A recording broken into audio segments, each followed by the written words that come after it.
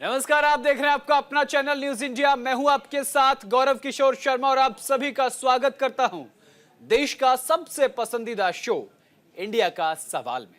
और आज हम बात करेंगे एक ऐसे राज्य की सियासत के बारे में जिसे फिलहाल राजनीति के परिप्रेक्ष्य में यह कहा जा रहा है कि जहां पहले केंद्र की सत्ता का रास्ता उत्तर प्रदेश की गलियों से गुजरता था, तो वहीं अब बिहार से केंद्र की सत्ता को मजबूती मिल रही है। जी हां, आज हम बात करेंगे बिहार की सियासत की। तेजस्वी यादव ने अब उस मुद्दे को उठा लिया है जो बिहार की अधिकांश जनता के मानस को गहरे तक छूता है। यह मुद्दा महागठबंधन और लालू यादव की राजनीति के हक में पहले भी परिणाम दे चुका है और अब तेजस्वी यादव ने भी इसको एक हथियार बनाने का ठान लिया है। राजनीति के जानकार कहते हैं कि पटना आरजेडी ऑफिस के सामने आरक्षण के मुद्दे को लेकर राजद कार्यकर्ताओं के साथ उनका धरना देना सिर्फ एक दिन का कार्यक्रम ना समझा जाए। ये उनकी लंबी प्लानिंग है और बिहार में एक बार फिर आरक्षण का मुद्दा गर्म होने जा रहा है। राजनीति के जानकार इसके पीछे की वजह महागठबंधन के सामने मजबूत पिच पर खड़े एनडीए की पॉलिटिकल प्लानिंग के काट के तौर पर देख रहे हैं। दरअसल तेजस्वी यादव ने बिहार में आरक्षण का मुद्दा उठाते हुए कहा है कि बिहार सरकार के कारण अनुसूचित जाति और जनजाति, पिछड़ा, अति पिछड़ा वर्ग के युवाओं को नौकरी का नुकसान हो रहा है। उन्होंने प्रदेश की नीतीश सरकार और केंद्र की नरेंद्र मोदी सरकार को आरक्षण चोर कहकर संबोधित किया है। इस मुद्दे पर विस्तार से चर्चा करेंगे, लेकिन उससे पहले देखिए ये खास रिपोर्ट।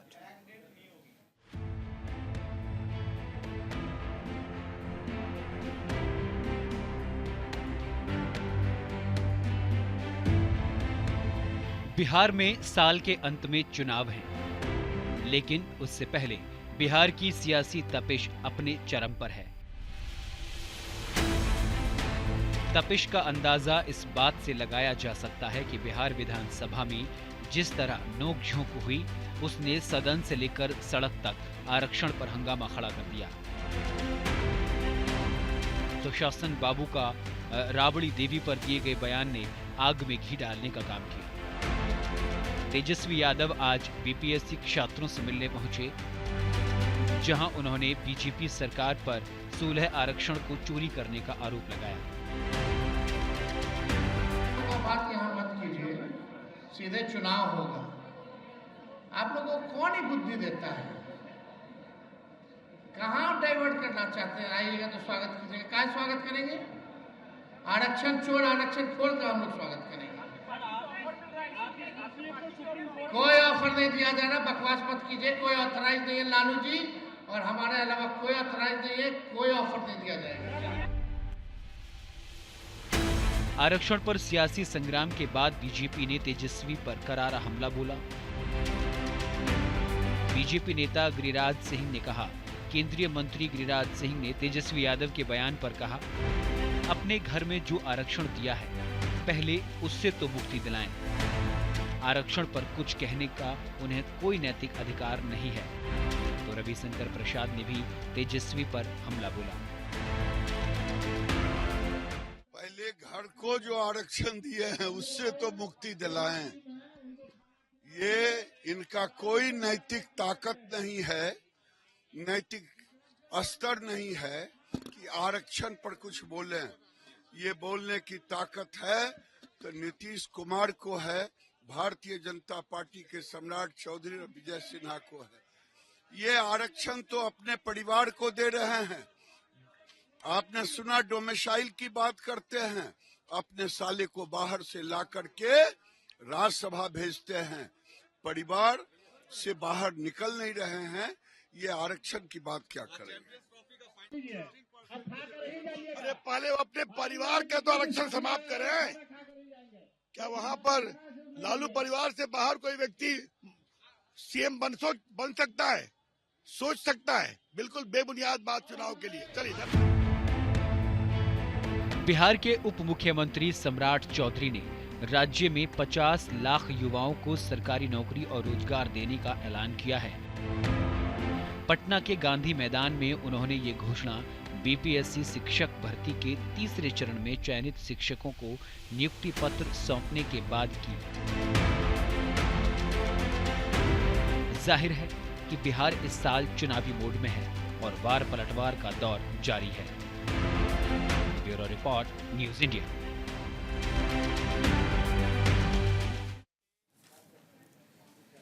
बिहार की सियासत में आरक्षण का मुद्दा कोई नया नहीं है। यह चुनावी साल है। 2025 में बिहार में विधानसभा चुनाव होने हैं। कुछ दिन पहले विधानसभा सत्र से पहले मंत्रिमंडल का विस्तार हुआ। भारतीय जनता पार्टी के 7 विधायकों ने मंत्री पद की शपथ ली। मंत्रिमंडल में भी हेरफेर हुआ, उसको भी चुनावी गणित से जोड़ा गया। उसके बाद लगातार जो बिहार विधानसभा में तेजस्वी यादव और नीतीश कुमार के बीच जो नोकझोंक देखने को मिली, वो पूरे देश ने देखी, बिहार के साथ साथ। लेकिन अब एक नए मुद्दे ने तूल पकड़ लिया है, आरक्षण का मुद्दा। इसको लेकर के हम चर्चा करेंगे। चर्चा मेरे साथ एक बड़ा गेस्ट पैनल है। हमारे साथ भारतीय जनता पार्टी बिहार के प्रदेश प्रवक्ता राकेश पोद्दार जी, आपका बहुत बहुत स्वागत है। हमारे साथ कांग्रेस नेता अरविंद चौधरी जी, आपका बहुत बहुत स्वागत है। हमारे साथ अरविंद मोहन जी हैं, सीनियर जर्नलिस्ट हमारे साथ स्टूडियो मौजूद हैं। सर, आपका बहुत बहुत स्वागत है। और थोड़ी देर में हमारे साथ प्रतिभा देवी जेडीयू से जुड़ेंगे, उनका बहुत बहुत स्वागत है। विनीत मिश्रा जी हमारे साथ जुड़े हुए हैं जी। चलिए, सबसे पहले मैं अरविंद मोहन सर आपके पास आऊंगा, चूंकि सीनियर जर्नलिस्ट हैं, आप बिहार की सियासत को बेहद नजदीकी से समझते हैं। मेरा पहला सवाल आपसे यही है, चुनावी साल, आरक्षण का मुद्दा गरमाया, आखिर क्यों? देखिए, पिछला चुनाव अचानक तेजस्वी यादव ने बेरोजगारी का मसला उठा के सबको एक तरह से क्लीन बोल्ड किया था, और एकदम नए आदमी ने, नए लड़के ने, तब लालू जी जेल में ही थे, चुनाव को एकदम ही बदल दिया था। और कितना चुनाव रोजगार हम देंगे, यही वायदा सबसे प्रमुख हो गया। और बिहार में लगभग सरकार बदलते बदलते रह गई। अगर रिजल्ट आखिरी वक्त का याद करिए तो कुछ सीटों का फ़र्क रहा, अदरवाइज़ लगभग वो चुनाव जीत गए थे। तो सबको ये उम्मीद थी इस बार कि वही मसला, अच्छा बीच में जब थोड़े दिन उनको शासन का मौका मिला तो रोज़गार बांटे गए काफ़ी, तो और बीच बीच की चर्चा में भी वो लगातार यही करते रहे। लेकिन अब लगता है कि आरक्षण के पिच पे वो वापस जाके खेलना चाहते हैं। उसकी बड़ी वजह मुझे तो ये लगता है कि रोज़गार वाला पिच शायद उतना फ़ायदा उनको नहीं दिख रहा हो, लेकिन उससे ज़्यादा बड़ा ये है कि इस बार पहली बार बीजेपी वहाँ ऊपर होकर चुनाव लड़ रही है, सबसे ऊपर। नीतीश कुमार चीफ मिनिस्टर हैं, लेकिन सबको लगता है कि बीजेपी ही चुनाव लड़ाएगी।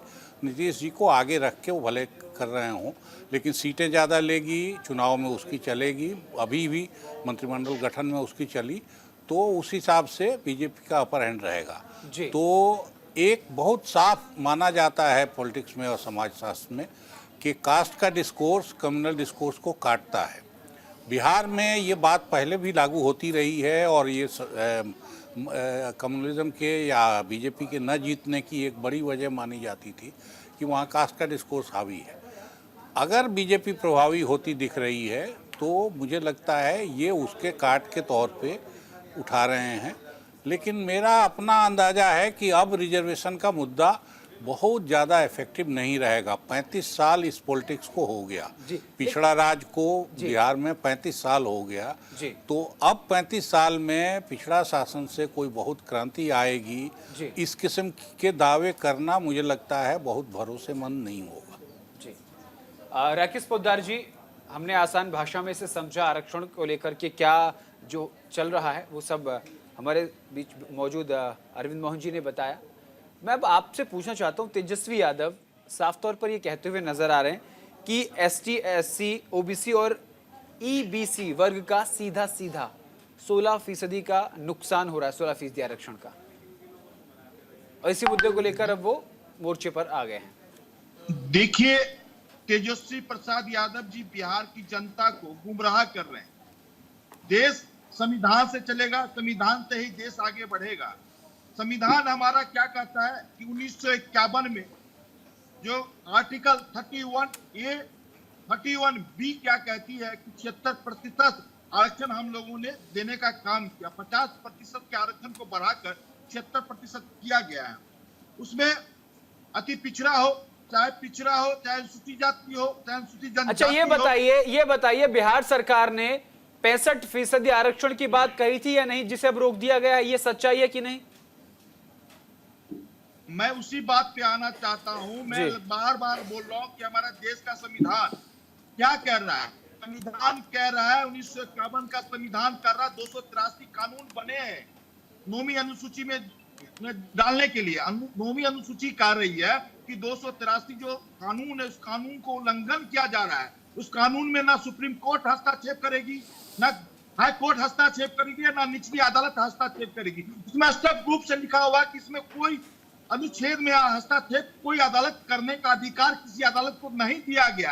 ये गुमराह कर रहे हैं नौवीं अनुसूची की बात करके, बार बार जनता को गुमराह करने की बात करते हैं। संविधान से देश चलेगा, संविधान से देश आगे बढ़ेगा। और मैं कहना चाहता हूँ, ये कहते हैं तो ये 65% जो बढ़ाने की बात कही थी, संविधान के दायरे में नहीं किया गया था? संविधान से हटके ये काम किया गया था क्या? 65% आरक्षण की जो बात कह रहे हैं तेजस्वी यादव, जो सरकार ने रोक दिया गया। देखिए, देश का संविधान, मैंने आर्टिकल 31A बोला, आर्टिकल 31B के मैं बोल रहा हूं कि स्पष्ट रूप से उसमें लिखा हुआ है। जो अनुच्छेद 383 जो दिखा रहा है, जो कानून बने हैं, उसमें स्पष्ट रूप से दिखा रहा है कि आप इसमें हस्तक्षेप नहीं कर सकते। 50% आरक्षण को हमने बढ़ाने का काम किया। अनुसूचित जनजाति को 13% दिया गया, अनुसूचित जनजाति को 32% दिया गया, ओबीसी को 27% आरक्षण दिया गया, आर्थिक रूप से कमजोर लोगों को 4% आरक्षण दिया गया। आरक्षण पे इसके आगे आरक्षण नहीं हो सकता। अदालत कह रही है, हमारा कानून कर रहा है, हमारा संविधान कर रहा है। अच्छा, अगर नहीं हो सकता, अच्छा ठीक है, नहीं हो सकता, मान लिया। लेकिन तेजस्वी यादव जो कह रहे हैं, मैं उसी सवाल पे वही हूं। मुझे नहीं, दर्शकों को भी जवाब नहीं मिला है। मुझे सिर्फ हाँ और ना में ये बताइए, क्या 65% आरक्षण किया गया था, इसे सरकार ने रोक दिया है? उस पर मंजूरी हुई थी या नहीं? देखिए, मैं उसी बात को आपने समझ नहीं पा रहे हैं। 65% आरक्षण की जो बात कर रहे हैं, वो हम लोग भी सपोर्ट किए। महागठबंधन की सरकार की हम लोगों ने सपोर्ट करने का काम किया, आरक्षण को समर्थन देने का काम किया। जब अदालत में गई, हाई कोर्ट में गए, विनोद चंद्रा जी ने हाई कोर्ट, ठीक है, समझ गया, जस्टिस थे, उन्होंने खारिज कर दिया। क्यों खारिज किया? मैं समझ गया कोर्ट के फैसले को। ठीक है, हम भी समझ गए, दर्शक भी। कोर्ट के फैसले को उन्होंने सरकार का फैसला बता दिया कि सरकार ने 65% आरक्षण रोकने का काम किया सरकार ने, जबकि वो कोर्ट में ऐसी प्रक्रिया ही नहीं जिसका आर्टिकल 31A और अनुच्छेद 383 का आप हवाला दे रहे हैं। M right?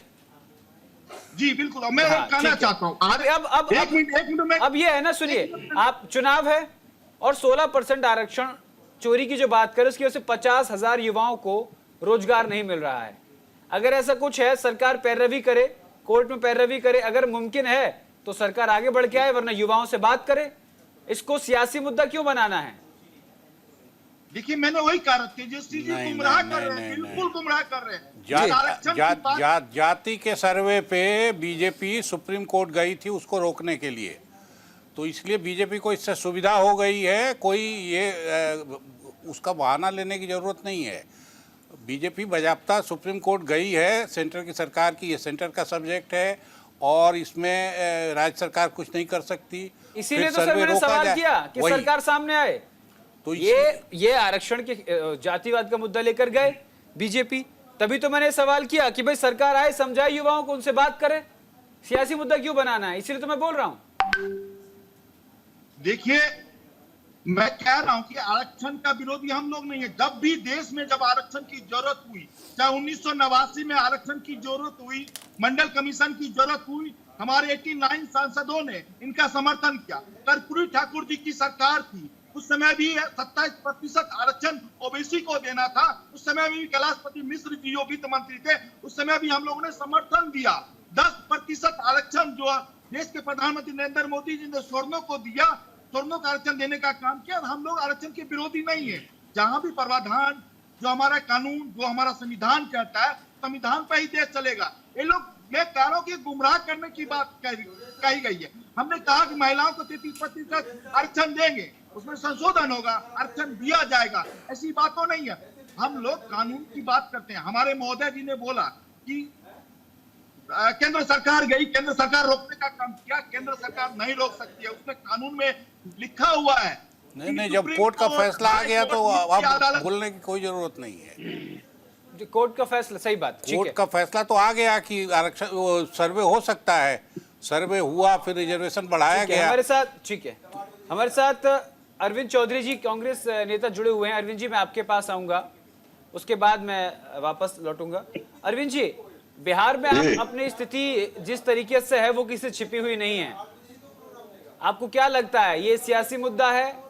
बीजेपी कांग्रेस को एक मुद्दा मिल गया है जिसको लेकर वो कहीं ना कहीं अपनी खोई हुई जमीन को तलाश सकती है बिहार में? देखिए हम लोग सब राजनीतिक पार्टी हैं, जो भी काम करेंगे उसको राजनीतिक मुद्दा कहा ही जाएगा। ये कोई बड़ी मुद्दा, राजनीतिक मुद्दा है या सामाजिक मुद्दा है, ये बात नहीं है। लेकिन यह मुद्दा जो है वह बिहार में बहुत इंपॉर्टेंट है, और यहाँ पर सबसे बड़ी बात यह है कि सरकार की तरफ से ट्रांसपेरेंसी नहीं है। आप जो भी करना चाहते हैं, आप आरक्षण देना चाहते हैं, नहीं देना चाहते हैं, उस पर आपका जो स्टैंड है वो ट्रांसपेरेंट नहीं है। आपके यहाँ जो बैकलॉग है उसमें आपका अभी तक जो है सो, आप 20 साल से सरकार में है, अभी तक उसमें फुलफिल नहीं हुआ है। अब ये जो अभी 65% का आरक्षण का मुद्दा हुआ, जिसमें ये कहते हैं कि हम कोर्ट गए, कोर्ट रोक दिया, तो कोर्ट तो रोक ही देगा। ये जो कहते हैं संविधान, तो सरकार तो संविधान, देश तो संविधान से, कोर्ट तो संविधान के अनुसार से निर्णय देगा। ये खुद ही बोले संविधान की 9वीं अनुसूची। तो इसके लिए इनकी सरकार बिहार में है, बिहार विधानसभा में ये प्रस्ताव लाते और इसको केंद्र सरकार को भेजते। केंद्र में भी इनकी सरकार है, वहां पर भी इनकी बहुमत की सरकार है, वहां पर केंद्र सरकार जो है सो उसको 9वीं अनुसूची में डालने का प्रयास करता, तब उसमें कोर्ट हस्तक्षेप करता, तो हम कहते हैं कि कोर्ट का हस्तक्षेप हुआ है। ये प्रक्रिया को पूरा किए बिना जनता को गुमराह करने का काम करते हैं। यहाँ पर क्वेश्चन इस बात का है, और जहां तक तेजस्वी यादव जी ने कहा 65% का, 65% से हमारा रोजगार का सवाल नहीं जाता है। यदि हम 65% दे या 60% दे या 70%, रोजगार का सवाल तो उस जो हम रोजगार देने वाले हैं, जो महागठबंधन रोजगार की बात करती है, उस रोजगार के अंदर ही हम इतने लोगों को एकोमोडेट करेंगे, इस कम्युनिटी का महागठबंधन करेगी। तो इस तरह का बात है। और जहां तक कांग्रेस पार्टी का बात है, तो आप लोग सभी आदमी जानते हैं कि राहुल गांधी जी पिछले 1-1.5 साल से इसके लिए पूरे देश में संघर्ष कर रहे हैं और उसके लिए बात उठा रहे हैं, और वो ये भी कह रहे हैं चाहे हमको एक भी सीट न आवे। महाराष्ट्र के चुनाव के बाद उन्होंने कहा ये बात कि चाहे हमको एक भी सीट नहीं आवे, इससे कोई अंतर नहीं पड़ता है, ये एक सामाजिक मुद्दा है, इसको हम सत्ता से नहीं देखते हैं और इसके लिए हम संघर्ष करते रहेंगे जब तक हम रहे हैं। तो कांग्रेस के लिए यह एक सामाजिक मुद्दा है और समाज में चेंजेस का मुद्दा है, और ये चीज होना चाहिए, और इसके लिए कांग्रेस संघर्ष कर रही है। और सरकार को केवल इतना करना है, सरकार को इसमें कुछ ज्यादा करना ही नहीं है। यदि सरकार चाहती है कि ऐसा हो तो उसको कोर्ट उठ जाने का मामला ही नहीं है। कोर्ट क्यों जाइएगा? कानून बनाना जो है सो विधायिका का काम है। आप विधानसभा में पास करवाइए और इसको केंद्र सरकार को प्रपोजल भेजिए। संविधान से ही होगा ना सब कुछ? संविधान में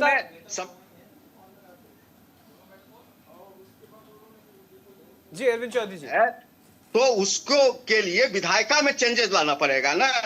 जैसे कि तमिलनाडु इत्यादि में जो हुआ, तो विधायिका के चेंजेस के द्वारा होता है ना। ये ऐसा थोड़े है कि अपने मन से कोई काम हम कर देंगे। जो कोर्ट वही निर्णय देगा जो वर्तमान में संविधान में एग्जिस्ट करता है। ये लोग चेंज करवाना नहीं चाहते हैं, इसको केवल मार्केट में रख के एक इसको जो है सो पॉपुलर और इसका जो है सो मिसगाइड करके जनता को गुमराह करने का काम करते हैं। ठीक है, मैं आऊंगा आपके पास। ठीक है अरविंद जी, मैं आऊंगा। हमारे साथ आरजेडी प्रवक्ता अरुण कुमार जी भी जुड़े हुए हैं। सर, आपका बहुत बहुत स्वागत है न्यूज इंडिया पर। बहुत बहुत धन्यवाद। अरुण जी, चुनावी साल है, विधानसभा से लेकर सड़क तक तमाम मुद्दे सिर्फ इसलिए याद आ रहे हैं क्योंकि चुनावी साल है, क्योंकि टेक्निकलिटी कहां पर रुकी हुई है? आप तो सरकार में कुछ दिन पहले तक थे, आपने देखा। अभिषेक जी, गौरव जी, चुनाव आते रहेंगे जाते रहेंगे जी, लेकिन मुद्दा है जी, जो जनता के सवाल है वो तो यथावत है। और तेजस्वी यादव जी मुद्दे की राजनीति करते हैं जी, चुनाव को देखकर राजनीति नहीं करते। और जिस सवाल पर आज आप डिबेट कर रहे हैं वो बहुत महत्वपूर्ण सवाल है जी, बिहार प्रदेश के लिए भी और देश के लिए भी जी। और अभी हम सुन रहे थे आरक्षण चोर बीजेपी के प्रवक्ता को बगैर हाथ पैर का बात किए जा रहा है। लगता है जानकारी भी है या नहीं। जी देखिए गौरव जी, नहीं उन्होंने नहीं, एक मिनट मैं रोकूंगा आपको, सुन लीजिए मैं रोकूंगा। क्या आर्टिकल 30 एग्जिस्ट नहीं करता? आप सुनिए, क्या अनुच्छेद 383 एग्जिस्ट नहीं करता? क्या इन नियमों के खिलाफ जाकर 65% देके? आप सुनिए, वहां टच करेंगे ही नहीं, आपको भी बात समझ में देखिए गौरव जी, आप सच्चाई बताने की कोशिश कर रहे हैं जनता को, लेकिन है कि गुमराह कर रहे थे, फिर जनता को गुमराह कर रहे हैं, फिर जनता को गुमराह कर रहे हैं। अरुण जी, आप सत्य बोलने की कोशिश कर रहे हैं, मीडिया सत्य बताने की कोशिश कर रही है, जनता को गुमराह कर रहे हैं। गुमराह मत कीजिए अरुण जी, सत्य बोलिए, सत्य। ठीक है, बोलने दीजिए। ठीक है, पोद्दार जी, राकेश जी रुकिए, मैं बैठा हूँ। ये विपक्ष में जो है उनके टारगेट पे एंकर्स होते हैं, वो कह रहे मेरी भी समझ में नहीं आ रहा है। मैं इस मुद्दे पर पूरे दिन से रिसर्च करके यहाँ बैठा हूँ, मुझे भी सुना। सर आप समझा दीजिए। गौरव जी, आप समझा दीजिए। गौरव जी, इत्मीनान से हम सारे लोगों को सुन रहे थे। जी आप बोलिए, नहीं मैं मौका दूंगा आपको, बोलिए। हाँ, नहीं तो फिर हम बोलना जानते हैं। देखिए कुदर गया, जब दुखती नस पे हाथ जाने लगा तो बीजेपी के लोग छटपटाने लगे। आप सीधा चलिए, 17 माह के महागठबंधन की सरकार ने जाति आधारित गणना कराया, देश ने देखा, सर्वे कराया। जाति आधारित सर्वे के बाद तेजस्वी यादव जी का जो प्रण था, प्रण के अनुरूप आरक्षण का सीमा 65% बढ़ाया गया, जिसमें 10% जो ईबीसी का था उसको यथावत रखा गया। दलितों के लिए, आदिवासियों के लिए, पिछड़ों के लिए, अति पिछड़ों के लिए 65% आरक्षण का जो दायरा बढ़ाया गया, उन बढ़ाए गए आरक्षण के दायरे को कैबिनेट ने सर्वसम्मति से प्रस्ताव पारित कर भारत सरकार को भेजा कि भाई आप इसे 9वीं अनुसूची में शामिल कर दी। ठीक है, ताकि अरुण जी आप अपनी बात पूरी कीजिएगा, फिर मैं सवाल पे आता हूं। तो गौरव जी, मैं कह रहा था कि बिहार सरकार ने जो बढ़ाए गए आरक्षण का दायरा था 65%, सर्वसम्मति से केंद्र को भेजा कि भाई इसे 9वीं अनुसूची में आप शामिल कर लीजिए, ताकि किसी तरह का कानूनी अड़चन नहीं लग पाए। आपने देखा 9 महीना तक लटकाए रखा, तब तक मामला कोर्ट में चला गया जी, कोर्ट ने, हाई कोर्ट ने इसे निरस्त कर दिया जी। तो ये भारतीय जनता पार्टी ने गद्दारी किया या नहीं किया? केंद्र सरकार ने नाइंसाफी किया कि नहीं किया? जी, पिछड़ों के साथ, अति पिछड़ों के साथ, आदिवासियों के साथ। और आज भी हमारे आदरणीय नेता तेजस्वी यादव जी कहते हैं कि हाँ भाई एनडीए की सरकार है बिहार में, और केंद्र में भी एनडीए की सरकार है। भारतीय जनता पार्टी इतना ही हिमायती है आरक्षण का, दलितों का, पिछड़ों का, आदिवासियों का। तो आप उसमें 65% जो उस समय बढ़ाया गया था, 65 से आप 70 कर दीजिए ना कैबिनेट में, विपक्ष साथ है। फिर एक बार भेज दीजिए पुनः केंद्र को कि 9वीं अनुसूची में इसे शामिल कर दीजिए, छोड़ दीजिए कोर्ट में जो मामला है उधर। ये तो कर सकते हैं, लेकिन इन्होंने नहीं करने का किया। सुन लीजिए गौरव जी, मैं बात को समाप्त करूंगा, जिसके कारण आज भी तेजस्वी यादव जी के सेवा काल के दौरान जो शिक्षक की नियुक्ति हुई थी, आज नियुक्ति पत्र बिहार सरकार ने बांटने का काम किया 51,388।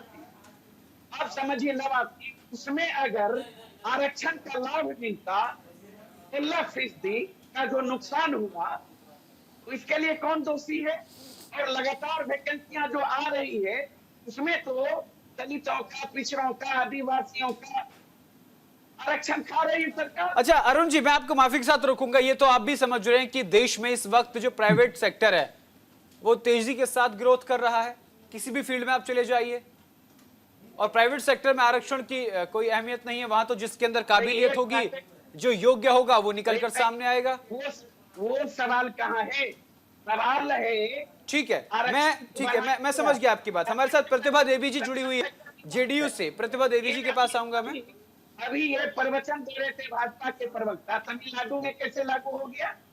वर्ण समाज के लिए 10% कैसे बैरियर टूट गया 49 से। ठीक है, मैं सवाल कर लेता हूं। ठीक है, राकेश पोद्दार जी आपके पास आता हूं। राकेश पोद्दार जी मेरे, ठीक है अरुण जी, आपने सवाल क्या है जवाब मैं ले लेता हूं। राकेश पोद्दार जी, आप मेरे सवाल को ध्यान से सुनिएगा। जब नीतीश कुमार तेजस्वी यादव के साथ थे, नीतीश कुमार मुख्यमंत्री, तेजस्वी यादव उप मुख्यमंत्री, तो दोनों ने आपस में बातचीत करके इस मसले को आगे बढ़ाया कि इसको 65% आरक्षण दिया जाए। मैं सही हूं? आप इस बात को, ठीक। आज अब वो क्या हुआ, जैसा कि अरविंद जी ने बताया, हमारे साथ स्टूडियो में मौजूद है, अरविंद जी ने बताया कि सरकार खुद जातिवाद का मुद्दा लेकर वहां गई और रोक लग गई, हाई कोर्ट ने रोक लगा दी इस मुद्दे पर। लेकिन क्योंकि बिहार जो है वो पिछड़ों का, ज्यादातर पिछड़ों का राज्य है, आदिवासी पिछड़ों का राज्य है। अब ऐसे में 2025 में विधानसभा चुनाव हैं, तो क्या नीतीश कुमार की वो हैसियत नहीं है कि वो बीजेपी से जाकर कहें कि भैया जैसे नीतीश कुमार के साथ मिलकर मैं इस मुद्दे को उठा रहा था, चलिए मैं पिछड़ की आवाज उठाता हूं और बीजेपी के साथ मिलकर इसको, क्योंकि सभी जानते हैं कि भारतीय जनता पार्टी के एजेंडे में आरक्षण है ही नहीं। भारतीय जनता पार्टी के एजेंडे में हिंदुत्व, सनातनी और ये तमाम जो विपक्ष के, जो मैं विपक्ष को कोट कर रहा हूं, विपक्ष जो कहता है। अब इस सवाल का जवाब दीजिए राकेश पोद्दार जी। गौरव जी, मैंने स्पष्ट रूप से कहा कि 1989 में जब आरक्षण की जरूरत पड़ी मंडल कमीशन का, 40 साल ये लोग गुमराह किए दलित को, महादलित को। गौरव जी, मैं सवाल था ही नहीं राकेश पोद्दार जी, मैं तो इतना पूछ रहा हूं, क्या नीतीश कुमार अब बीजेपी के साथ मिलकर वापस इस मुद्दे को नहीं उठा सकते? भाई फायदा तो राज्य की जनता को ही होगा इससे।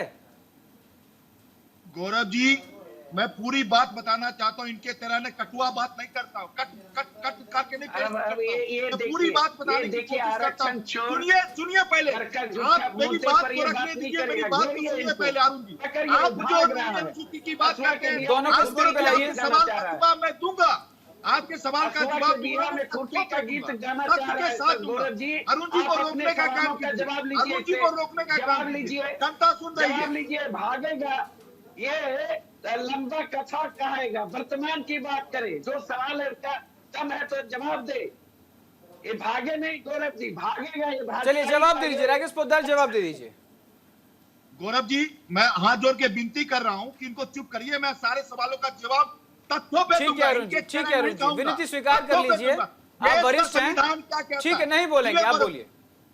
देश का संविधान क्या कहता है, लोकतंत्र क्या कहता है, जनता क्या कहती है, उस पर हम बात करेंगे। इनके तरह थोड़ी है। नहीं, जनता क्या कहती है? जनता तो कह रही है ना भैया, आरक्षण दीजिए, 50,000 से युवाओं को रोजगार मिल जाएगा। मैं कह रहा हूँ कि आरक्षण विरोधी नहीं हूँ, मैं तो कह रहा हूँ आरक्षण देने की बात है, 10%। तो भैया नीतीश कुमार जी का हाथ पकड़ के आप ही आ जाइए आगे कि चलिए हम चलते हैं, आगे चलते हैं, हाईकोर्ट में अपनी बात रखते हैं। गौरव जी बोलने दीजिए, बोलने दीजिए। जी स्वागत है, बोलिए। गौरव जी, मैं तो कहा अभी भी कोर्ट को मेहनत किया जा सकता है, अभी बिहार में सरकार। गौरव जी रोकने का काम कीजिए। अरुण जी अपनी बात रखने दीजिए। अरुण जी ऐसे डिबेट नहीं हो सकती। अरुण जी बात रखने दीजिए। पोद्दार जी अरुण जी मैं आऊंगा आपके पास। अरुण जी निवेदन करता हूं आपके पास, मैं आऊंगा आपके पास, आप अपनी बात रखिएगा। जी पोद्दार जी। 65% आरक्षण की जो आप फीसदी की बात कर रहे हैं, भारतीय जनता पार्टी ने समर्थन किया था, महागठबंधन की सरकार थी उस समय भी हम लोग ने समर्थन किया था। ईडब्ल्यूएस को हमने 5 लाख रुपया देने का प्रावधान लाई है। हमने कहा 27% आरक्षण जो देने की बात कर रहे हैं, हम लोग सपोर्ट कर रहे हैं। अरे अरुण जी, मैं अरुण जी तो आप ही बात कर लीजिए, मुझे बात करने दीजिए।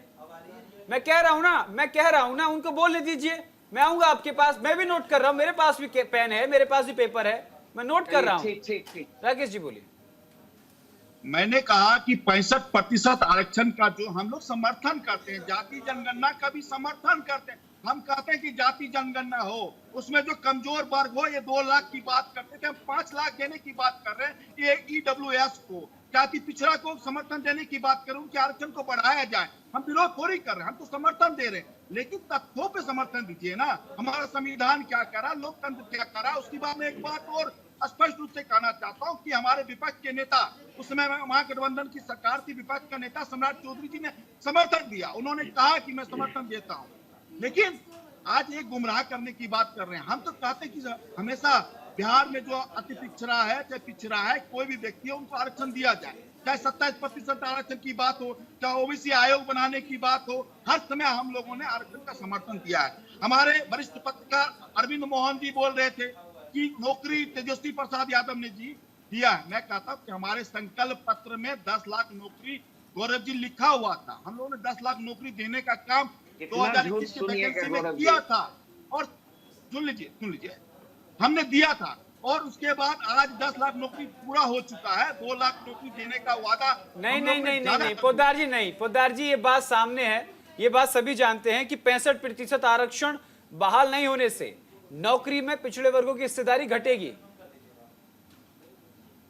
तो हम तो समर्थन कर रहे हैं, हम तो देने के लिए तैयार हैं। कानून हमारा क्या कर रहा है, हमारा संविधान क्या, हम तो देने के लिए तैयार हैं। हम देंगे, इनके तरह भाग के नहीं। हर पंच अरविंद जी कुछ कहना चाहते हैं मेरे साथ? अरविंद जी नहीं भाई, अब तो जनगणना होने के बाद सारा अनुपात बहुत साफ सामने आ गया है। उसके बेसिस पे राज्य सरकार का फैसला सामने आ गया है। अगर वो लागू नहीं हुआ है और आप केंद्र में और राज्य में दोनों जगह सत्ता में हैं, तो जवाबदेही किसकी है? और जो 16% कम हो गया उस फॉर्मूले के तय फॉर्मूले से और घोषित होने के बाद, उसकी जिम्मेवारी कौन लेगा? सेंटर में भी आप ही हैं, स्टेट में भी आप ही हैं, और वहाँ भी मेजॉरिटी है, यहाँ भी मेजॉरिटी। अगर कानून में बदलाव करना जरूरी हो तो भी अब ये पहल कब होगी? अब जनगणना हो गई, गिनती सामने आ गई, फैसले सारे हो गए, किसको कहाँ बढ़ाना है, घटाना है, और इसके बाद भी अगर लागू नहीं हो रहा है तब जिम्मा कौन लेगा, ये बताइए ना। अरे जिम्मेदारी तो हमारी है, हमारी जिम्मेदारी, हम तो काम कर ही रहे हैं। आप चिंता मत कीजिए अरविंद जी, एक तरफा बात मत कीजिए। आपने कहा कि 10 लाख नौकरी तेजस्वी प्रसाद ने दिया।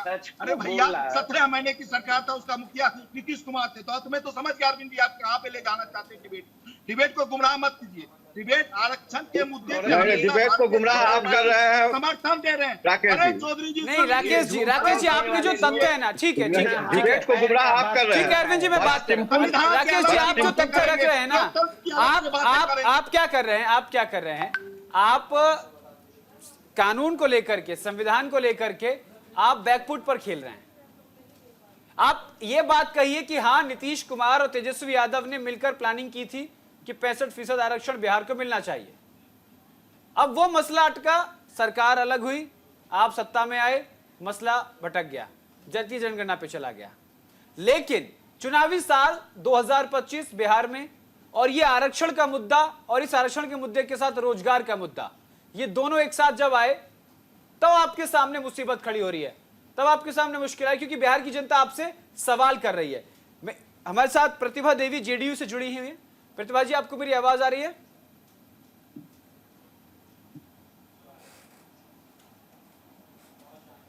ठीक है, मैं वापस आऊंगा राकेश पोद्दार जी, आपके पास आऊंगा, उसके बाद अरुण जी आपके पास आऊंगा। आपको क्या लगता है कि जो ये मुद्दा उठा है, कहीं ना कहीं परेशानी खड़ी होगी जेडीयू और बीजेपी के सामने बिहार में? गौरव जी, स्पष्ट रूप से कहना चाहता हूं, हमें कोई परेशानी नहीं है। जनता का आशीर्वाद है, जनता चुनेगी। मैं पूछना चाहता हूं, जो समीकरण बनाए थे, माइक समीकरण, 14% यादव है, कितनों को इन्होंने रोजगार दिया? कितने मुसलमान? 17% मुसलमान है, 15 साल सरकार। ठीक है, अब रुक जाइए, ठीक है, अब रुक जाइए। अरुण जी जवाब दीजिए, दोनों को स्क्रीन पर लेके आइए। गौरव भाई 17 माह के सेवा काल में तेजस्वी यादव जी ने जो प्रण लिया, अरे मुखिया कौन था? मुख्यमंत्री नीतीश कुमार थे। काम किया। अरे नौकरी नीतीश कुमार ने मुख्यमंत्री थे। क्या बोलते हैं आप? कभी संविधान पे नहीं आएंगे, कभी लोकतंत्र की हत्या करने की बात करेंगे। की जनता जानती है, बिहार की जनता जानती है नौकरी का मतलब तेजस्वी यादव। ये मुद्दा कौन लाया? 2020 में जब तेजस्वी यादव जी ने कहा हम 10 लाख नौकरी देने का काम करेंगे, तो नीतीश कुमार जी ने क्या कहा? तंज भरे लहजे में, कहां से नौकरी देंगे? बाबूजी के घर से लाएंगे, कहां से पैसा देंगे? वहीं आपने देखा 17 माह के सेवा काल में तेजस्वी यादव जी के प्रण और संकल्प के अनुसार 5 लाख नौकरी मिला। 5 लाख नौकरी ही नहीं, उन्हें 4 लाख नौकरी प्रक्रियाधीन करके आए। भारतीय जनता पार्टी बताए ना, 17-18 साल से राज्य में ये लोग सरकार में हैं, सत्ता की मलाई खा रहे हैं। कितनी नौकरियां आपने दी? और इधर ही सोचिए ना, महागठबंधन से अलग होने के बाद 14 माह से सरकार में है, बता दें कितनी 14वीं नियुक्तियां अगर दी हो, नया वैकेंसी आया हो, तो ये लोग सिर्फ झूठ और जुमलाबाजी करने में विश्वास रखते हैं। और अब बिहार की जनता झूठ जुमला में आने वाली नहीं है। अब बिहार में भावनात्मक कार्य, भावनात्मक मुद्दे चलने वाली नहीं है। बस चलेगा तो मुद्दे की राजनीति। आज महंगाई चरम पर, बेरोजगारी चरम पर, पलायन चरम पर, भुखमरी चरम पर, गरीबी चरम पर। नीति आयोग के रिपोर्ट ने भी बिहार की एनडीए सरकार को नंगा करने गौरव का जी, काम किया। गौरव जी बोलने दिया जाए, गौरव जी बोलने दिया जाए। जी बोलिए।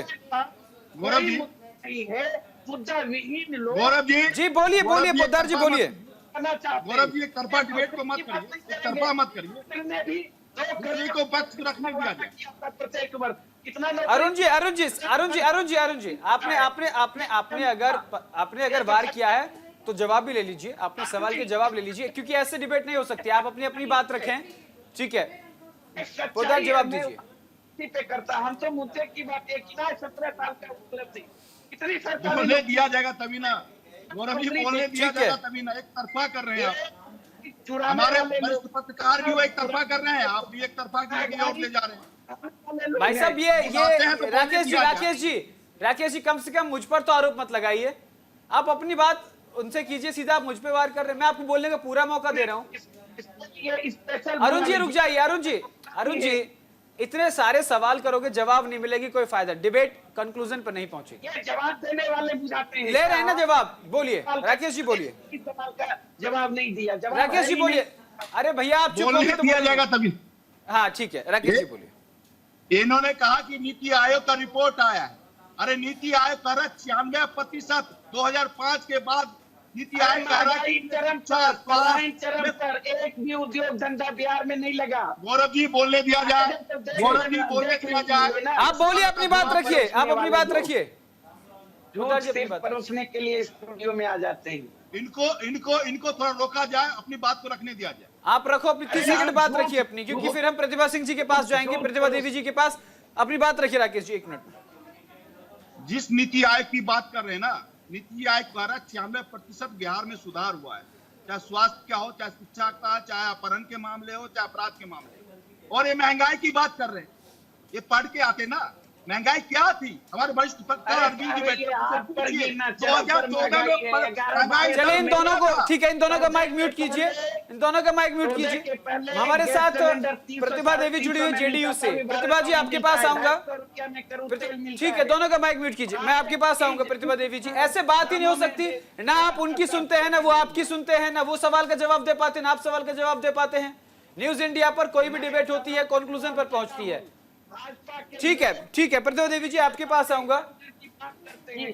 जब तेजस्वी यादव जी के साथ नीतीश कुमार जी की सरकार थी तो मिलकर ही डिसीजन लिया था ना कि 65% आरक्षण करेंगे। अब उस पर संविधान का हवाला दे लीजिए, कोर्ट के हवाला दे लीजिए, उस पर रोक लग गई। अब तेजस्वी यादव कह रहे हैं कि भैया मैं सत्ता में नहीं हूं, एक तरफा करवा रहे डिबेट। यार ये राकेश पोद्दार जी, आप मुझे नहीं बताएंगे कि मैं एक तरफा करा रहा हूं कि दोनों तरफा। मैं सवाल करना मेरा काम है, मैं सवाल करूंगा जी। तो क्या अब नीतीश कुमार जी का ये नहीं बनता कि भाई अब वापस मैं बीजेपी के साथ जाऊं और 65% आरक्षण की बात फिर से करूं? हाँ बोलिए। गौरव जी आप एक बात बताइए, ये तो लगता है कि कहीं ना कहीं तेजस्वी जी को या विपक्ष ज्ञान का अभाव है, उन्हें संविधान पढ़ना चाहिए, उन्हें किताबें पढ़नी चाहिए। आप बताइए, हमारी सरकार आदरणीय कुमार जी ने बिहार में जातिगत गणना करवाई, जनगणना नहीं जातिगत गणना उन्होंने करवाई, और उसके बाद ये मामला है। तो आप बताइए, क्या न्यायिक प्रक्रिया में कोई भी सरकार को ले सकती है? हम लोग न्यायालय का सम्मान करते हैं और न्यायालय के सम्मान करने वाले लोग न्यायिक प्रक्रिया में आगे बढ़कर अरविंद मोहन जी आपसे, ठीक है अरविंद मोहन जी, है इनके सामने मजबूती एकता के साथ चट्टान की तरह एनडीए का है, इनकी अपनी जमीनें खिसकती हुई दिख रही है। तो कोई ना कोई मुद्दा की राजनीति कर रहे की के पास जो मुद्दा है 65% आरक्षण का। अरे भाई, अभी कांग्रेस के प्रवक्ता बोल रहे थे, जब केंद्र में आपकी सरकार थी, लालू जी आपके बोल के बैठे थे, तब आपने आरक्षण नहीं किया था, अभी आपको आरक्षण की याद आ गई। अरे सरकार ने सब कुछ कर। जेडीयू से प्रतिभा देवी जी के पास आऊंगा मैं। अभी ये प्रवचन दे रहे थे भाजपा के प्रवक्ता, तमिलनाडु में कैसे लागू हो गया, वर्ण समाज के लिए 10% कैसे बैरियर टूट गया 49 से। ठीक है, मैं सवाल कर लेता हूं। ठीक है, राकेश पोद्दार जी आपके पास आता हूं। राकेश पोद्दार जी मेरे, ठीक है अरुण जी, आपने सवाल क्या है जवाब मैं ले लेता हूं। राकेश पोद्दार जी, आप मेरे सवाल को ध्यान से सुनिएगा। जब नीतीश कुमार तेजस्वी यादव के साथ थे, नीतीश कुमार मुख्यमंत्री, तेजस्वी यादव उप मुख्यमंत्री, तो दोनों ने आपस में बातचीत करके इस मसले को आगे बढ़ाया कि इसको 65% आरक्षण दिया जाए। मैं सही हूं? आप इस बात को, ठीक। आज अब वो क्या हुआ, जैसा कि अरविंद जी ने बताया, हमारे साथ स्टूडियो में मौजूद है, अरविंद जी ने बताया कि सरकार खुद जातिवाद का मुद्दा लेकर वहां गई और रोक लग गई, हाईकोर्ट ने रोक लगा दी इस मुद्दे पर। लेकिन क्योंकि बिहार जो है वो पिछड़ों का, ज्यादातर पिछड़ों का राज्य है, आदिवासी पिछड़ों का राज्य है।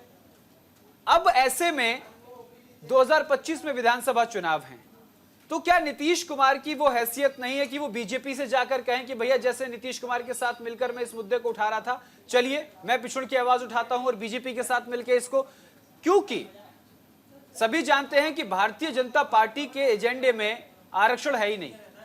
भारतीय जनता पार्टी के एजेंडे में हिंदुत्व, सनातनी और ये तमाम जो विपक्ष, जो मैं विपक्ष को कोट कर रहा हूं, विपक्ष जो कहता है।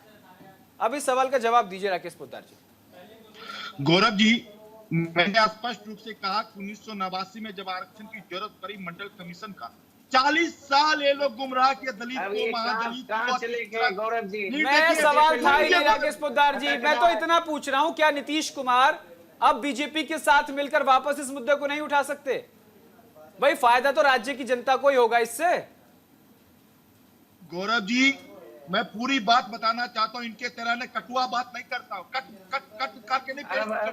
मैं पूरी बात बताने की कोशिश करता हूँ। सुनिए पहले, आप मेरी बात को रखने दीजिए, मेरी बात को सुनिए पहले। अरुण जी, आप जो यूनियन की बात करते हैं, आपके सवाल का जवाब मैं दूंगा, आपके सवाल का जवाब दूंगा, के साथ दूंगा। अरुण जी को रोकने का काम कीजिए, अरुण जी को रोकने का काम कीजिए, जनता सुन रही है। भागेगा ये लंबा कथा कहेगा, वर्तमान की बात करें, जो सवाल है उसका कम है तो जवाब दे। ये भागे नहीं गौरव जी, भागेगा ये। चलिए जवाब दे दीजिए राकेश पोद्दार, जवाब दे दीजिए। गौरव जी, मैं हाथ जोड़ के विनती कर रहा हूं कि इनको चुप करिए, मैं सारे सवालों का जवाब तथ्यों पे दूंगा। ठीक है अरुण जी, विनती स्वीकार कर लीजिए, आप वरिष्ठ हैं। ठीक है, नहीं बोलेंगे, आप बोलिए। देश का संविधान क्या कहता है, लोकतंत्र क्या कहता है, जनता क्या कहती है, उस पर हम बात करेंगे। इनके तरह थोड़ी है। नहीं, जनता क्या कहती है? जनता तो कह रही है ना भैया, आरक्षण दीजिए, 50,000 से युवाओं को रोजगार मिल जाएगा। मैं कह रहा हूँ कि आरक्षण विरोधी नहीं हूँ, मैं तो कह रहा हूँ आरक्षण देने की बात है, 10%। तो भैया नीतीश कुमार जी का हाथ पकड़ के आप ही आ जाइए आगे कि चलिए हम चलते हैं, आगे चलते हैं, हाईकोर्ट में अपनी बात रखते हैं। गौरव जी बोलने दीजिए, बोलने दीजिए। जी जी, स्वागत है, बोलिए। गौरव जी, मैं तो कहा अभी भी कोर्ट को मैनेज किया जा सकता है। अभी बिहार में सरकार, गौरव जी रोकने का काम कीजिए। अरुण जी अपनी बात रखने दीजिए। अरुण जी ऐसे डिबेट नहीं हो सकती। अरुण जी बात रखने दीजिए। अरुण जी मैं आऊंगा आपके पास, अरुण जी निवेदन करता हूँ आपके पास मैं आऊंगा आपके पास, आप अपनी बात रखिएगा। जी पोद्दार जी। 65% आरक्षण की जो आप फीसदी की बात कर रहे हैं, भारतीय जनता पार्टी ने समर्थन किया था, महागठबंधन की सरकार थी, उस समय भी हम लोग ने समर्थन किया था। ईडब्ल्यूएस को हमने 5 लाख रुपया देने का प्रावधान लाइए, हमने कहा था 27% आरक्षण जो देने की बात कर रहे हैं, हम लोग सपोर्ट कर रहे हैं। अरे अरुण जी, मैं अरुण जी तो आप ही बात कर लीजिए, मुझे बात करने दीजिए। मैं कह रहा हूं ना, उनको बोलने दीजिए। मैं आऊंगा आपके पास, मैं भी नोट कर रहा हूं, मेरे पास भी पेन है, मेरे पास भी पेपर है, मैं नोट कर रहा हूं। ठीक। राकेश जी बोलिए। मैंने कहा कि 65% आरक्षण का जो हम लोग समर्थन करते हैं, जाति जनगणना का भी समर्थन करते हैं। हम कहते हैं कि जाति जनगणना हो, उसमें जो कमजोर वर्ग हो, ये 2 लाख की बात करते थे, हम 5 लाख देने की बात कर रहे हैं। ये ईडब्ल्यूएस को, जाति पिछड़ा को समर्थन देने की बात करूं कि आरक्षण को बढ़ाया जाए, हम विरोध थोड़ी कर रहे हैं, हम तो समर्थन दे रहे हैं, लेकिन तथ्यों पे समर्थन दीजिए ना।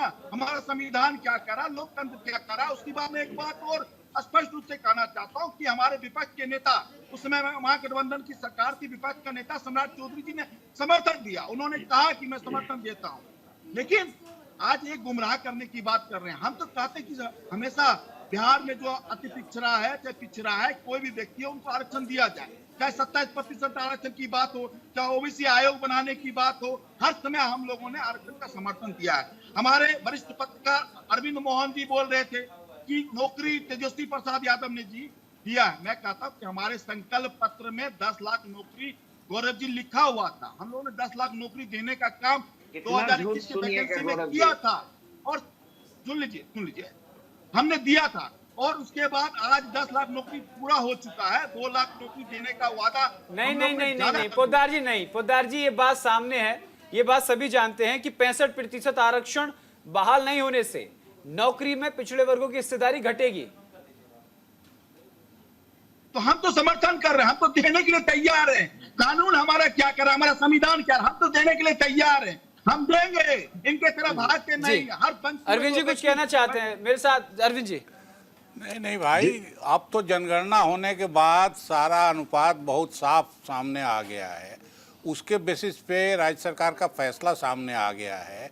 अगर वो लागू नहीं हुआ है और आप केंद्र में और राज्य में दोनों जगह सत्ता में हैं, तो जवाबदेही किसकी है? और जो 16% कम हो गया उस फॉर्मूले के तय फॉर्मूले से और घोषित होने के बाद, उसकी जिम्मेवारी कौन लेगा? सेंटर में भी आप ही हैं, स्टेट में भी आप ही हैं, और वहाँ भी मेजॉरिटी है, यहाँ भी मेजॉरिटी। अगर कानून में बदलाव करना जरूरी हो तो भी अब ये पहल कब होगी? अब जनगणना हो गई, गिनती सामने आ गई, फैसले सारे हो गए, किसको कहाँ बढ़ाना है, घटाना है, और इसके बाद भी अगर लागू नहीं हो रहा है तब जिम्मा कौन लेगा, ये बताइए ना।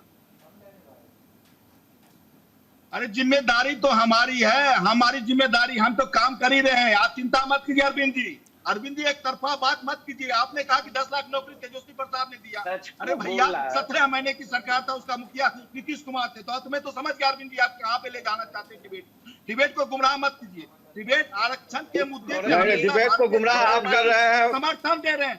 अरे चौधरी जी, नहीं राकेश जी आपने जो तथ्य है ना, ठीक है, डिबेट को गुमराह आप कर रहे हैं। ठीक है अरविंद जी, मैं बात करूं। राकेश जी आप जो तथ्य रख रहे हैं ना, आप क्या कर रहे हैं?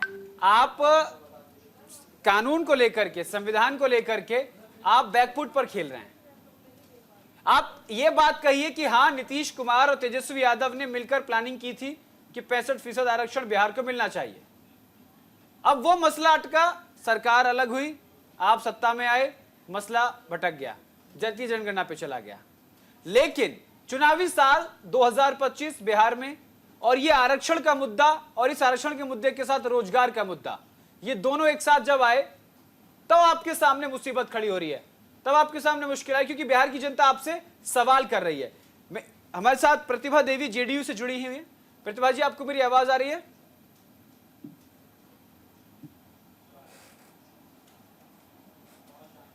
ठीक है, मैं वापस आऊंगा राकेश पोद्दार जी, आपके पास आऊंगा, उसके बाद अरुण जी आपके पास आऊंगा।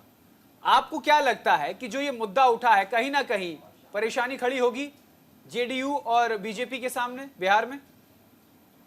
गौरव जी, स्पष्ट रूप से कहना चाहता हूं, हमें कोई परेशानी नहीं, जनता का आशीर्वाद है, जनता चुनेगी। मैं पूछना चाहता हूं, जो समीकरण बनाए थे, माइक समीकरण, 14% यादव है, कितनों को इन्होंने रोजगार दिया? कितने मुसलमान? 17% मुसलमान है, 15 साल सरकार। ठीक है, अब रुक जाइए, ठीक है, अब रुक जाइए। अरुण जी जवाब दीजिए, दोनों को स्क्रीन पर लेके आइए। गौरव भाई 17 माह के सेवा काल में तेजस्वी यादव जी ने जो प्रण लिया, अरे मुखिया कौन था? मुख्यमंत्री नीतीश कुमार थे। का काम किया। अरे नौकरी नीतीश कुमार मुख्यमंत्री थे। क्या बोलते हैं आप? कभी संविधान पे नहीं आएंगे, कभी लोकतंत्र की हत्या करने की बात करेंगे। की जनता जानती है, बिहार की जनता जानती है नौकरी का मतलब तेजस्वी यादव। ये मुद्दा कौन लाया?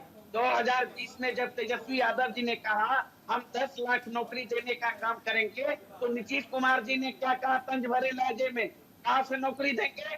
बाबूजी के घर से लाएंगे, कहाँ से पैसा देंगे? वहीं आपने देखा 17 माह के सेवा काल में तेजस्वी यादव जी के प्रण और संकल्प के अनुसार 5 लाख नौकरी मिला। 5 लाख नौकरी ही नहीं, उन्हें 4 लाख नौकरी प्रक्रियाधीन करके आए। भारतीय जनता पार्टी बताए ना, 17-18 साल से राज्य में ये लोग सरकार में हैं, सत्ता की मलाई खा रहे हैं।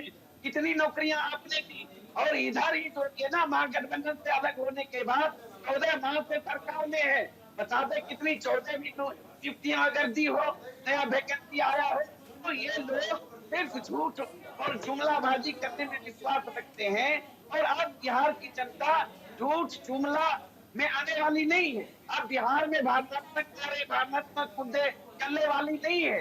बस चलेगा तो मुद्दे की राजनीति। आज महंगाई चरम पर, बेरोजगारी चरम पर, पलायन चरम पर, भुखमरी चरम पर, गरीबी चरम पर। नीति आयोग के रिपोर्ट ने भी बिहार की एनडीए सरकार को नंगा करने का काम किया। गौरव जी बोलने दिया जाए, गौरव जी बोलने दिया जाए। जी बोलिए गौरव जी। नहीं है, मुद्दा विहीन लोग। गौरव जी बोलिए पोद्दार जी बोलिए। गौरव जी एक तरफा डिबेट को मत करिए, एक तरफा मत करिए, दूसरे को पक्ष रखने दिया जाए। प्रत्येक वर्ग कितना अरुण जी आपने अगर वार किया है तो जवाब भी ले लीजिए, अपने सवाल के जवाब ले लीजिए, क्योंकि ऐसे डिबेट नहीं हो सकती। आप अपनी बात रखें, ठीक है, पोद्दार जवाब दीजिए। पे करता हम तो मुद्दे की बात एक ही ना, 17 साल का उपलब्धि कितनी सरकार बोलने दिया जाएगा तभी ना, गौरव जी बोलने दिया जाएगा तभी ना। एक तरफा कर रहे हैं आप, हमारे वरिष्ठ पत्रकार भी वो एक तरफा कर रहे हैं, आप भी एक तरफा की ओर ले जा रहे हैं। भाई साहब ये राकेश जी कम से कम मुझ पर तो आरोप मत लगाइए। आप अपनी बात उनसे कीजिए, सीधा आप मुझ पे वार कर रहे हैं। मैं आपको बोलने का पूरा मौका दे रहा हूँ। अरुण जी रुक जाइए, अरुण जी इतने सारे सवाल करोगे, जवाब नहीं मिलेगी, कोई फायदा, डिबेट कंक्लूजन पर नहीं पहुंचेगी। ये जवाब देने वाले बुझाते हैं। ले रहे हैं ना जवाब, बोलिए राकेश जी बोलिए। इस सवाल का जवाब नहीं दिया, राकेश जी बोलिए। अरे भैया आप चुप बोलने दिया जाएगा तभी। हाँ ठीक है, राकेश जी बोलिए। इन्होंने कहा कि नीति आयोग का रिपोर्ट आया है। अरे नीति आयोग का 96% 2005 के बाद नीति आयोग का चरम पर एक भी उद्योग धंधा बिहार में नहीं लगा। गौरव जी बोलने दिया जाए, गौरव जी बोलने दिया जाए। आप बोलिए, अपनी बात रखिए, आप अपनी बात रखिए। परोसने के लिए स्टूडियो में आ जाते हैं। इनको थोड़ा रोका जाए, अपनी बात को रखने दिया जाए। आप रखो अपनी 30 सेकंड बात रखिए अपनी, क्योंकि फिर हम प्रतिभा सिंह जी के पास जाएंगे, प्रतिभा देवी जी के पास। अपनी बात रखिए राकेश जी, 1 मिनट। जिस नीति आयोग की बात कर रहे हैं ना, नीति आयोग द्वारा 96% बिहार में सुधार हुआ है, चाहे स्वास्थ्य का हो, चाहे शिक्षा का, चाहे अपहरण के मामले हो, चाहे अपराध के मामले हो। और ये महंगाई की बात कर रहे हैं, ये पढ़ के आते ना, महंगाई क्या थी? हमारे वरिष्ठ पत्रकार अरविंद जी बैठे, 2014 में। चलिए इन दोनों को, ठीक है, इन दोनों का माइक म्यूट कीजिए, इन दोनों का माइक म्यूट कीजिए। हमारे साथ प्रतिभा देवी जुड़ी हुई जेडीयू से। प्रतिभा जी आपके पास आऊंगा, ठीक है, दोनों का माइक म्यूट कीजिए, मैं आपके पास आऊंगा। प्रतिभा देवी जी, ऐसे बात ही नहीं हो सकती ना, आप उनकी सुनते हैं ना वो आपकी सुनते हैं, ना वो सवाल का जवाब दे पाते ना आप सवाल का जवाब दे पाते हैं। न्यूज इंडिया पर कोई भी डिबेट होती है, कंक्लूजन पर पहुंचती है। ठीक है, प्रतिभा देवी जी आपके पास आऊंगा। जब तेजस्वी यादव जी के साथ नीतीश कुमार जी की सरकार थी तो मिलकर ही डिसीजन लिया था ना कि 65% आरक्षण करेंगे। अब उस पर संविधान का हवाला दे लीजिए, कोर्ट के हवाला दे लीजिए, उस पर रोक लग गई। अब तेजस्वी यादव कह रहे हैं कि भैया मैं सत्ता में नहीं हूं, एक तरफा करवा रहे डिबेट। यार ये राकेश पोद्दार जी, आप मुझे नहीं बताएंगे कि मैं एक तरफा करा रहा हूं कि दोनों तरफा। मैं सवाल करना मेरा काम है, मैं सवाल करूंगा जी। तो क्या अब नीतीश कुमार जी का यह नहीं बनता कि भाई अब वापस मैं बीजेपी के साथ जाऊं और 65% आरक्षण की बात फिर से करूं? हाँ बोलिए। गौरव जी आप एक बात बताइए, ये तो लगता है कि कहीं ना कहीं तेजस्वी जी को या विपक्ष ज्ञान का अभाव है, उन्हें संविधान पढ़ना चाहिए, उन्हें किताबें पढ़नी चाहिए। आप बताइए, हमारी सरकार आदरणीय नीतीश कुमार जी ने बिहार में जातिगत गणना करवाई, जनगणना नहीं जातिगत गणना उन्होंने करवाई, और उसके बाद ये मामला है। तो आप बताइए, क्या न्यायिक प्रक्रिया में कोई भी सरकार को ले सकती है? हम लोग न्यायालय का सम्मान करते हैं, और न्यायालय के सम्मान करने वाले लोग न्यायिक प्रक्रिया में आगे बढ़। अरविंद मोहन जी आपसे, ठीक है अरविंद मोहन जी, इनके सामने मजबूत एकता के साथ चट्टान की तरह एनडीए है, इनकी अपनी जमीनें खिसकती हुई दिख रही है। तो कोई ना कोई मुद्दा की राजनीति करने की के पास जो मुद्दा है 65% आरक्षण का। अरे भाई, अभी कांग्रेस के प्रवक्ता बोल रहे थे, जब केंद्र में आपकी सरकार थी, लालू जी आपके गोद में बैठे थे, तब आपने आरक्षण नहीं किया था, अभी आपको आरक्षण की याद आ गई।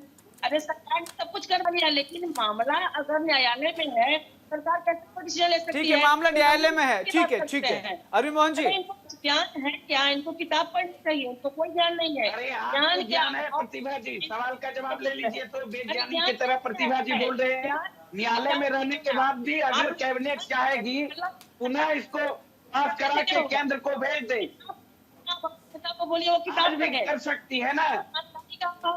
मामला न्यायालय में, सरकार क्या बात करते हैं? न्यायालय को छोड़ दीजिए, न्यायालय में रहने के बावजूद सरकार चाहेगी ना, बिहार सरकार। राकेश जी, ठीक है, बढ़ा दीजिए ना, ठीक है, आरक्षण कर दीजिए। मामला न्यायालय बढ़ाए गए आरक्षण के दायरे न्यायालय केंद्र को भेज दीजिए, सरकार अपना कोई डिसीजन नहीं ले सकती यूनिवर्सिटी में डालने के लिए। जी ठीक है, ठीक है। राकेश जी, मैं आपके पास आऊंगा। राकेश जी, अभी आप मुझ पर ही आरोप लगा रहे थे, मैं एक तरफा डिबेट ले जा रहा हूं। आपने देखा, मैं आरजेडी से भी सवाल करता हूं, जेडीयू से भी वही सवाल कर रहा हूं, आपसे भी सवाल कर रहा हूं। सवाल करना मेरा काम है, जवाब आप दीजिए। गौरव जी, सवाल का जवाब देने के लिए तो हम तो खड़े हैं। हमने कहा महंगाई की दर क्या थी 2014 में? 14। महंगाई मुद्दा नहीं है ना सर, महंगाई मुद्दा नहीं है ना सर, आरक्षण मुद्दा है। अरुण यादव जी पूछ रहे हैं, आज जो आप विषय पे रखा था डिबेट, उसको तो डाइवर्ट कर दिया गया। आपने कहा 9वीं अनुसूची की बात हुई, आरक्षण की बात। मैं आरक्षण के अलावा कोई और सवाल ही नहीं कर रहा हूं। आप सवाल कीजिए, मैं जवाब देने के लिए तैयार हूं। नहीं, सवाल तो सीधा सीधा है ना भैया मेरा आपसे। मैंने सीधा सवाल आपसे यही किया कि जब तेजस्वी यादव के साथ नीतीश कुमार मिलकर 65% आरक्षण देने की बात करते हैं, तो बीजेपी के साथ मिलकर क्यों नहीं कर रहे? आप कह रहे हैं, आपके जो सहयोगी हैं प्रतिभा देवी जी, वो कह रही है कि हम संविधान से बाहर नहीं जा सकते, कोर्ट के आदेश का उल्लंघन नहीं कर सकते। ऑप्शन तो और भी मिलते हैं ना बहुत सारे। अरविंद मोहन जी ने बताया। अरे गौरव जी, सुन लीजिए, सुन लीजिए। आप 1951 का कानून बता लीजिए, 1951।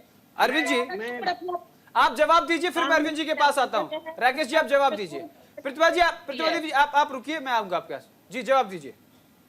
गौरव जी, हम लोग आरक्षण के विरोधी नहीं है। आवाज जा रही है मेरी। अरुण जी रुक जाइए, अरुण जी रुक जाइए, आप जवाब दीजिए। राकेश जी, अरुण जी को बहुत बेचैनी है। 65% आरक्षण का समर्थन जनता दल यूनाइटेड भारतीय जनता पार्टी कर रही है, लेकिन हमारा कानून क्या कर रहा है, हमारा संविधान क्या कर रहा है? 1951 में लिखा गया है और कहा गया 283 कानून के बाद इसमें कोई प्रावधान नहीं होगा, चाहे ना अदालत कोई हस्तक्षेप करेगी, ना कैबिनेट हस्तक्षेप करेगी, कोई हस्तक्षेप नहीं कर सकता। ठीक है, ठीक है, कानून से ऊपर हम नहीं जा सकते। ठीक है, ठीक है। अरविंद मोहन जी, मैं आपके पास आऊंगा। आप वरिष्ठ पत्रकार हैं, तो आप सही जवाब दे सकते हैं। अब बीजेपी प्रवक्ता कह रहे हैं कि हम तो 65% आरक्षण का समर्थन करते हैं, लेकिन हम कानून से अलग नहीं जा सकते, संविधान से अलग नहीं जा सकते। अब एक बात कहना है सर मेरा भी, कि ये जो कहते हैं हम कानून से बाहर नहीं जा सकते हैं, संविधान के बनने के समय में 10% दलितों का आरक्षण था, बाद में 22% बना, फिर 27% हुआ, फिर तो ये सब जब जो संविधान में संशोधन का प्रावधान संविधान के अंदर ही है, हम यही समझाने का प्रयास कर रहे हैं और ये बिना कारण का बात को बतंगर बना रहे हैं कि यदि आपको सही में देना है तो आप सदन में इस चीज को लाइए, और सदन में यदि इसको रिजेक्ट कर देगा तब हम मानेंगे कि कानून आपको सदन में तो आप ला नहीं रहे हैं, आप बाहर बाहर कहानी कह रहे हैं। तो जब तक आप बाहर बाहर कहानी कहिएगा, आपके नियत पर शक होगा। और बार बार ये कहते हैं 89 में हमने दे दिया, 89 में तो ये कमंडल के नाम पर सरकार से समर्थन वापस ले लिए थे, और ये कहा अरे भैया राजीव गांधी ने विरोध किया था, राजीव गांधी ने विरोध किया। ठीक है, ठीक है, ठीक है, प्रतिभा देवी जी, ठीक है, ठीक है। अरविंद जी, अरविंद जी सही मुद्दा उठाया आपने। अरविंद जी सही बात उठाई। प्रतिभा देवी जी, ठीक है पोद्दार जी, मैं आपके पास हूं। प्रतिभा देवी जी, आप जवाब दीजिए। आपके कांग्रेस प्रवक्ता कह रहे हैं कि अरविंद चौधरी जी बात बोल रहे हैं कि सदन में इस मुद्दे को लेके आइए, सदन में आप ला नहीं रहे हैं, बाहर से बाहर करें, हम समर्थन कर रहे हैं 65% का। अरविंद चौधरी इस बात को कह रहे हैं, तो भाई सदन में लाइए ना। गौरव जी, मैं एक बात अरविंद चौधरी से पूछना चाहती हूँ कि जब मामला न्यायालय के अधीन है, सदन में ला करके सरकार क्या करती? न्यायालय से बाहर जब तक मामला अरे न्यायालय में कौन गया है? न्यायालय में सुप्रीम कोर्ट में आप गए हैं, आप वहां से वापस लीजिए, बड़ा सिंपल सा चीज है, वहां से वापस लीजिए, विधानसभा में पास करवाइए और केंद्र सरकार को भेजिए। ये बहुत सिंपल सा चीज है, प्रोसेस है, इसमें कोई लिखना है ही नहीं, लेकिन आप करना नहीं चाहते हैं और न्यायालय के नाम पर पूरा गेम खेल रहे हैं। ठीक है। आजादी के बाद से सबसे अधिक समय तक इन्होंने केंद्र में शासन किया और बिहार में ठीक है, समय कम है। प्रतिभा देवी जी, मैं अरविंद जी के पास आऊंगा। हमारे साथ स्टूडियो मौजूद है अरविंद मोहन जी।